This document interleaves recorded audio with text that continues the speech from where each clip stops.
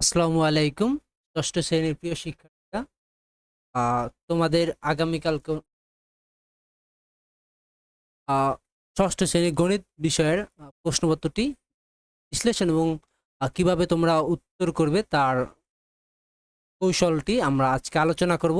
দেখব যে কিভাবে খুব সহজেই আমরা এই কোশ্চেনটি আমরা উত্তর দিতে পারি। দেখো, আমাদের এইখানে বলা আছে যে আ প্রকল্প আমাদের স্কুল কত সবুজ। হ্যাঁ? তোমরা ইতিমধ্যে ২ টা পরীক্ষা দিয়ে ফেলছো। তোমরা বুঝতে পারছো যে তোমরা কিভাবে শুরু করবা। আমাদের এখানে ৩ টা কাজ করতে হবে। কাজ ক, বেঁচে থাকার জন্য প্রয়োজনীয় তোমার কাজ ক, বেঁচে থাকার জন্য প্রয়োজনীয় অক্সিজেনমাপী, এটা দলগত কাজ এবং একক কাজ। আবার কাজ খ, কাগজের অপচয় কমাই, গাছ বাঁচাই। কাজ গতে আছে তোমার যত্ন করে গাছের যত্ন করি, বিশুদ্ধ পরিবেশ গড়ি। তাহলে এই ৩ টা কাজের মাধ্যমে তোমাদের এই কোশ্চেনটা শেষ হয়ে যাবে, উত্তর শেষ হয়ে যাবে। তাহলে দেখো, কাজ কতে তোমার কি দেওয়া আছে? বেঁচে থাকার জন্য প্রয়োজনীয় অক্সিজেন মাপি। তাহলে এইখানে দেখো, আমরা জানি যে গাছের পরিবেশ থেকে ক্ষতিকর কার্বন ডাই অক্সাইড গ্রহণ করে এই বাতাসকে বিশুদ্ধ করে, আবার আ তৈরি করে অক্সিজেনের নিঃশ্বাসের মাধ্যমে আমরা অক্সিজেন তৈরি করে, তার নিঃশ্বাসের মাধ্যমে গ্রহণ করে আমরা বেঁচে থাকি। বড় গাছ করে প্রতি বছর ১,০০০ লিটার অক্সিজেন, সরি, হচ্ছিল ১,০০,০০০ লিটার অক্সিজেন তৈরি করে। অর্থাৎ একটি বড় গাছ প্রতিদিন গড়ে তোমার প্রায় ২৭৪ লিটার অক্সিজেন তৈরি করে। অন্যদিকে একটি ছোট গাছ, মানে তোমার হতে পারে গাঁদা, গোলাপ, ছোট ছোট ফুল গাছ আছে না, এরা গড়ে তোমাদের 0.12 লিটার অক্সিজেন উৎপন্ন করে। এবার চিন্তা করো, একজন মানুষ প্রতিদিন কত পরিমাণ অক্সিজেন লাগতে পারে। সেটা একজন মানুষ প্রতিদিন ৩৭৮ লিটার অক্সিজেন গ্রহণ করে থাকে। তাহলে আমাদের এবার কাজটা কি দেখি। আমাদের দলগত কাজ ১। তাহলে শুধুমাত্র তোমরা দলগত কাজগুলো জাস্ট হিসাব করবা, এর আর বেশি কিছু না। বিদ্যালয়ের প্রাঙ্গণে তোমাদের আশেপাশে বড় গাছের সংখ্যা কতটুকু হতে পারে আনুমানিক এটা নিয়ে নিবা, তোমরা গুনে নিবা, অথবা যে তোমরা ধরে নিতে পারো যে ধরো হতে পারে ১০০ হতে পারে, ২০০ হতে পারে, এরকম হতে পারে। এবং দ্বিতীয় নাম্বার কাজটা তোমাদের মোট শিক্ষার্থী কতজন আছে তোমাদের ক্লাসে, এবং তোমাদের শিক্ষক বিন্দু, কর্মচারী মোট সংখ্যা কতজন, সেটা তোমরা হিসাব করে লিখে ফেলবা। ৩ নাম্বার কাজটা কি আনুমানিক বড় গাছ সংখ্যায় যে তোমরা প্রতিদিন কি পরিমাণ অক্সিজেন উৎপন্ন করে সেটা হিসাব করবা। তাহলে আমরা ঐকিক নিয়ম অবশ্যই করছি, তাই না?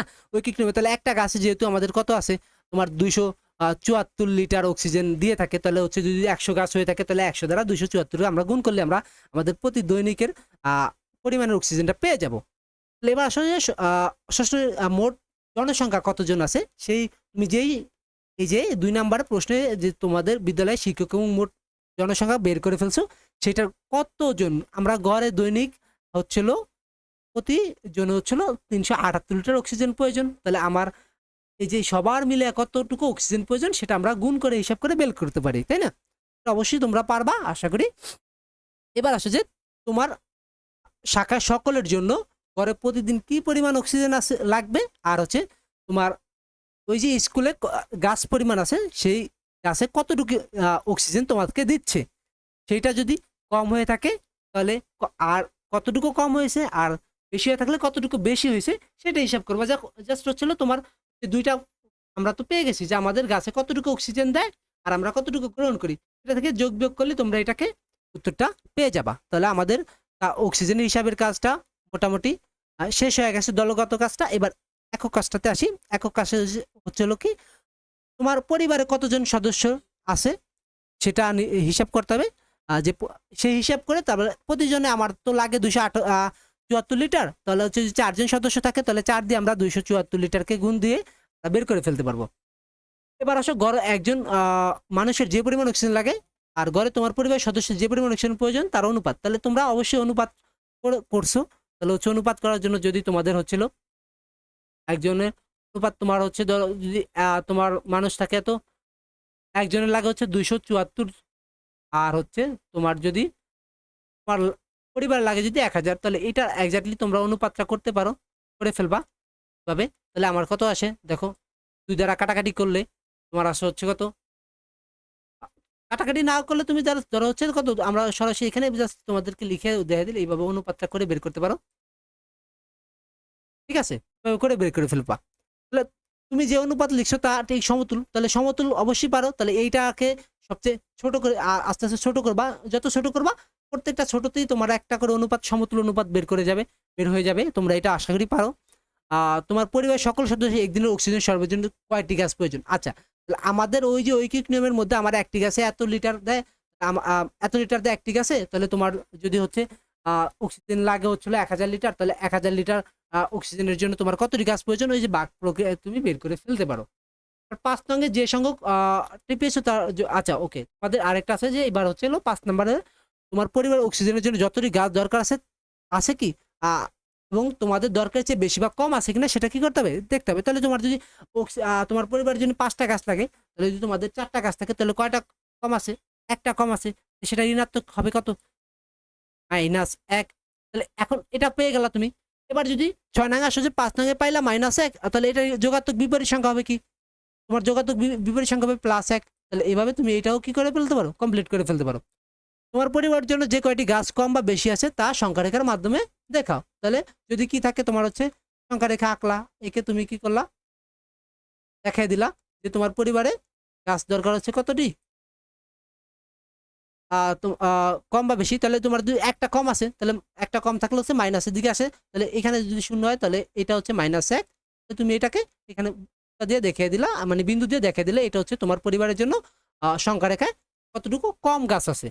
তাহলে এই হচ্ছে আমাদের দলগত কাজ এবং একটি একক কাজ এবং একটি দলগত কাজ শেষ হয়ে গেল কাজ নাম্বার ক। এবার কাজ নাম্বার আসো খতে, জোড়ায় কাজ, কাগজের অপচয় কমে। তাহলে এখানে আমাদের জোড়ায় কাজ করতে হবে, দুইজন মিলে অবশ্যই কাজটা করতে হবে। এবার আসো যে আমাদের বলছে কি যে আমরা দৈনন্দিন জীবনে বিভিন্ন কাগজ ব্যবহার করে থাকি। তোমরা কি জানো এই কাগজ কি দিয়ে তৈরি হয়? এই কাগজ তৈরির প্রধান একটি কাঁচামাল হলো কি কাঠ। আমরা কাঠ পাই হচ্ছে গাছ থেকে, এটা অবশ্যই জানো। তাহলে প্রায় 10,000 পাতা A4 সাইজের কাগজ তৈরি করা যায়, তাহলে একটি বড় গাছ দিয়ে। তাহলে একটি বড় গাছ দিয়ে হচ্ছে 10,000 সাইজের A4 কি করা যায়, তোমার কাগজ তৈরি করা যায় একটা বড় গাছের। এখন আসো যে আমরা জোড়ায় কাজগুলো আলোচনা করে থাকি। তোমরা দুজনে গত 5 মাসে ষষ্ঠ শ্রেণীর সকল বিষয়ের জন্য আনুমানিক মোট কয়টি কাগজ ব্যবহার করছো তা লিখো। তাহলে তোমরা একটা আনুমানিক সংখ্যা ধরে নিতে পারো যে তোমার হচ্ছিল 2000 পেজের একটা কি করছো সংখ্যা কাগজ লিখছো, এটা তুমি ধরে নিতে পারো। এটা যেটা তোমরা দুজনে মিলে একটা হিসাব আনুমানিক করে নিবা। তোমরা দুজনে ষষ্ঠ শ্রেণীতে ফেব্রুয়ারি থেকে জুন মাসে মোট যে পরিমাণ কাগজ ব্যবহার করছো তা যদি 1/3 কম ব্যবহার করতে, তাহলে তোমাদের ব্যবহৃত কাগজের সংখ্যা কত হতো? তাহলে এখন যদি কম ব্যবহার করে থাকো, তাহলে এই যে আমাদের 2000 সাথে হচ্ছে আমরা কি করব, এই যে 1/3 গুণ করে দিব। তাহলেই হচ্ছে কি আমাদের কতটুকু কাজের মানে কাগজের দরকার সেটা আমাদের বের হয়ে চলে আসবে।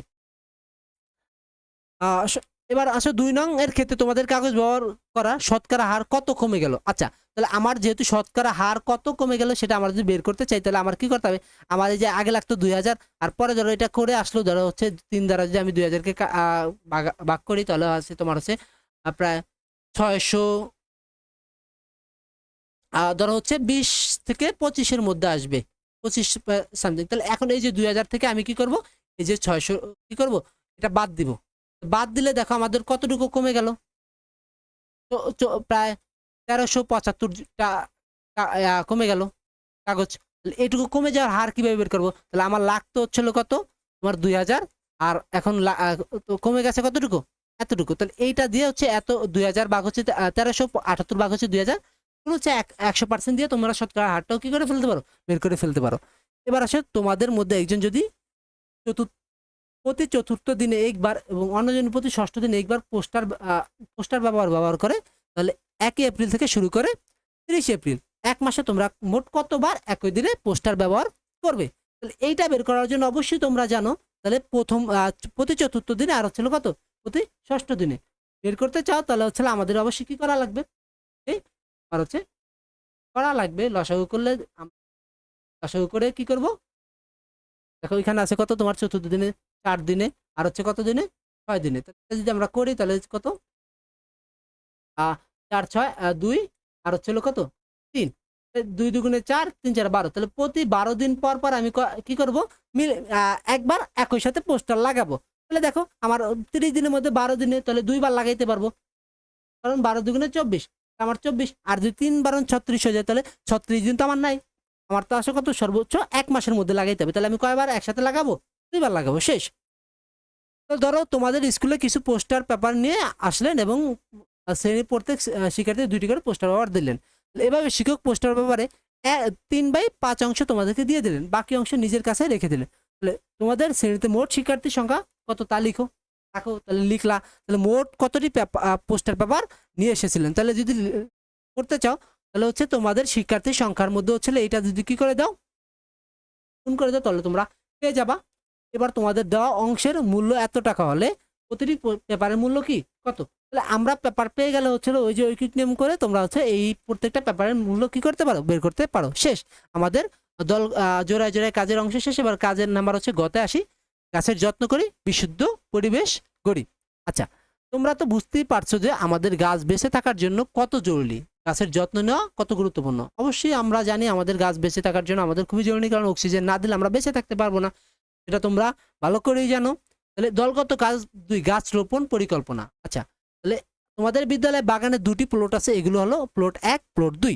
আচ্ছা, এবার দেখো আয়ত আকৃতির দৈর্ঘ্য বরাবর 26টি এবং প্রস্থ বরাবর 17টি চারা রোপণ করা যায়। পাশাপাশি 2টি চারার মধ্যে দূরত্ব কত, 1 মিটার। আচ্ছা, ওকে।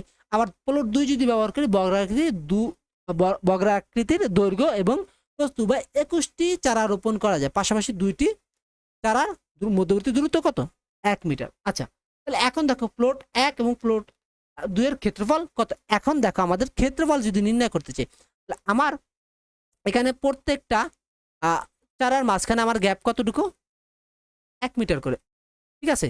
তাহলে আমার যদি 26টা চারা রোপণ করি পাশাপাশি, তাহলে মোট লাস্ট পর্যন্ত মাঝখানে এই যে প্রথম গাছ এবং শেষ গাছ, মাঝখানে আমার গ্যাপ থাকবে হচ্ছে কয়টা, 25টা থাকবে। তাহলে আমার 25 গুণ 1, তাহলে কত হলো, আমার দৈর্ঘ্য বরাবর হইলো কত, 25 মিটার। আচ্ছা, এবার যদি আমি কত প্রস্থ বরাবর আসি, প্রস্থ থেকে এবং হচ্ছিল কত, মোট কত গাছ, 17টি গাছ। তাহলে আমার গ্যাপ থাকবে কয়টা, একটা কম হবে, 16টি। তাহলে প্রস্থ বরাবর হবে কত, 16 গুণ 1, তাহলে তুমি পাবা কত, 16 পাবা। তাহলে এখন 16 আর 25 যদি তুমি কি করো, গুণ করে দাও, তাহলে তোমার প্লট 1 এর কি পেয়ে যাচ্ছ তুমি, ক্ষেত্রফল পেয়ে যাচ্ছ। আবার বর্গাক্ষেত্রী বলে সেম। তাহলে আমার একটা দৈর্ঘ্য যদি বের করতে চাই, তাহলে আমার এই থেকে এই পর্যন্ত 21টা গাছ, তাহলে মাঝখানে আমার ফাঁকা থাকবে কত, 20টি। তাহলে 20 দ্বারা 1কে যদি আমি কি করি, গুণ করে দিই, তাহলে আমি পেয়ে যাবো হচ্ছিল কত, 20 মিটার দৈর্ঘ্য। তাহলে বর্গাক্ষেত্রী বেলা 20 গুণ 20, তাহলে আমি ক্ষেত্রফল পেয়ে যাচ্ছি।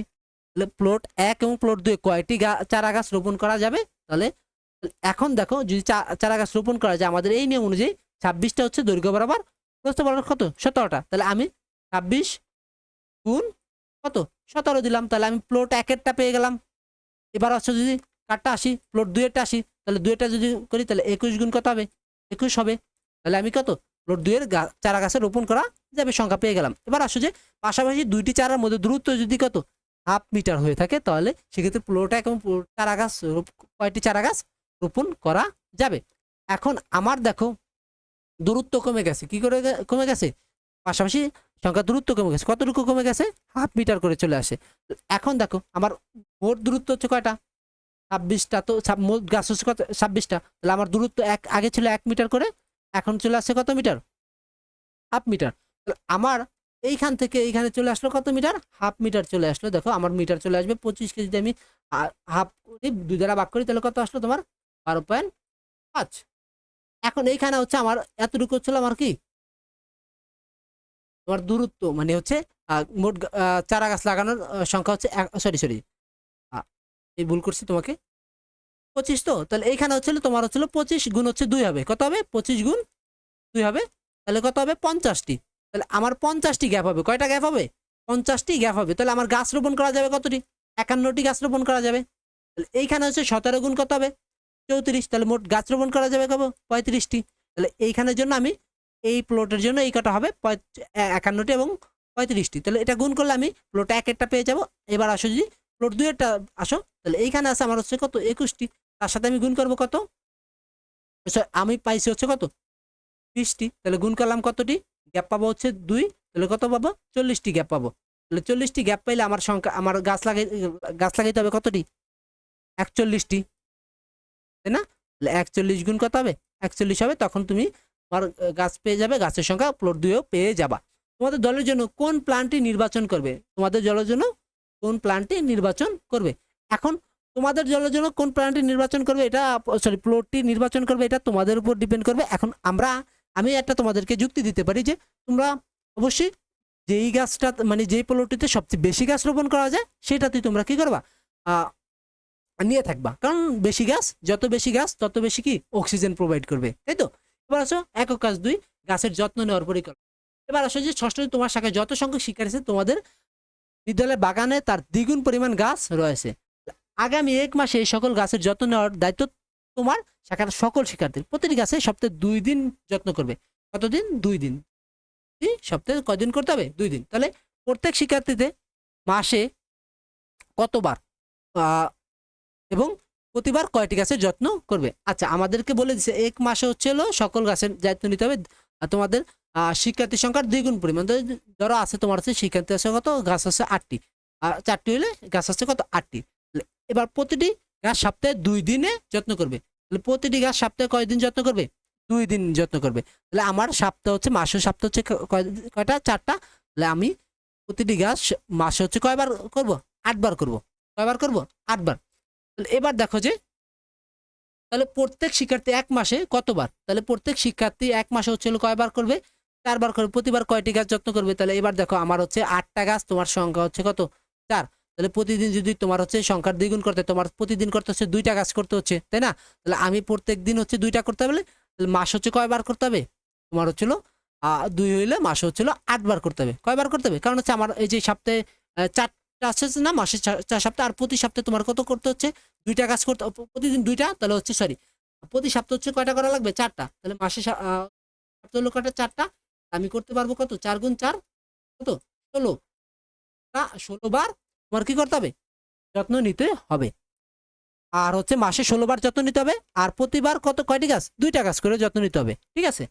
এবার আসো যে যদি ওই মাসের শেষে সপ্তাহে তোমার শাখার এত অংশ শিক্ষার্থী বিতর্ক উৎসবের জন্য বিদ্যালয়ের বাইরে থাকে, তবে অবশিষ্ট শিক্ষার্থী উক্ত সপ্তাহে একবারের জন্য কয়েকটি করে গাছের যত্ন নিবে। তাহলে তুমি আগে হচ্ছে সংখ্যাটা নির্ণয় করবা, নির্ণয় করে তারপরে ওই যে আগের মতো করে আমাদের কি করে ফেলবা, উত্তর তৈরি করে ফেলবা। তাহলে মনে করো যে তোমার গাছের রোপণের জন্য বাগানটি মাটি খনন করে কাজ পরিচালনা করবে। এই কাজটি 6 জন শিক্ষার্থী 28 দিনে সম্পূর্ণ করতে পারে। তোমার শ্রেণী সবাই মিলে যদি কাজটি করে তাহলে কত দিনে শেষ করতে পারবে? তাহলে এখন বলছে যে তোমার গাছ রোপণের জন্য মাটি খনন করার কাজ 6 জনের শিক্ষার্থী 28 দিনে সম্পূর্ণ করতে পারে। তাহলে 6 জন শিক্ষার্থী কত? 28 দিনে। তাহলে তোমার শ্রেণীতে যদি আমার কতজন থাকে, ধরো হচ্ছে দেখে 10 জন থাকে, তাহলে 10 জনের বেলায় তুমি কি করবা? কতদিন লাগবে সেটা তোমরা অবশ্যই ঐকিক নিয়ম করছো, পেরে যাবা। আজকের বিভিন্ন কাজ থেকে তুমি নতুন কি শিখতে পারলে এমন 2টি বিষয় লিখো। তাহলে তুমি কি শিখতে পারছো সেটা অবশ্যই আজকে তুমি গাছ আমাদের হচ্ছে প্রতিদিন কত লিটার গাছ দেয় সেটা আমরা আগে বা জানতাম না, এখন জেনে গেছি। আমাদের বাসায় কত, তোমার পরিবারে কত লিটার অক্সিজেন লাগে সেটা তুমি জেনে গেছো। এইগুলো তুমি কি করতে পারো? নোট ডাউন করতে পারো। তাহলে এইভাবে হচ্ছে তুমি তোমাদের আগামীকালকের গণিত প্রশ্নটা তোমরা মূল্যায়ন করতে পারবা, মানে হচ্ছে সরি দিতে পারবা, লিখতে পারবা। তাহলে আশা করি তোমাদের আগামীকালকের পরীক্ষাটা খুবই ভালো যাবে। আর আমাদের পাশে থাকবে। আজকে এই পর্যন্তই থাকুক। আল্লাহ হাফেজ। আর তোমাদের জন্য আগামীকালের জন্য শুভকামনা রইল।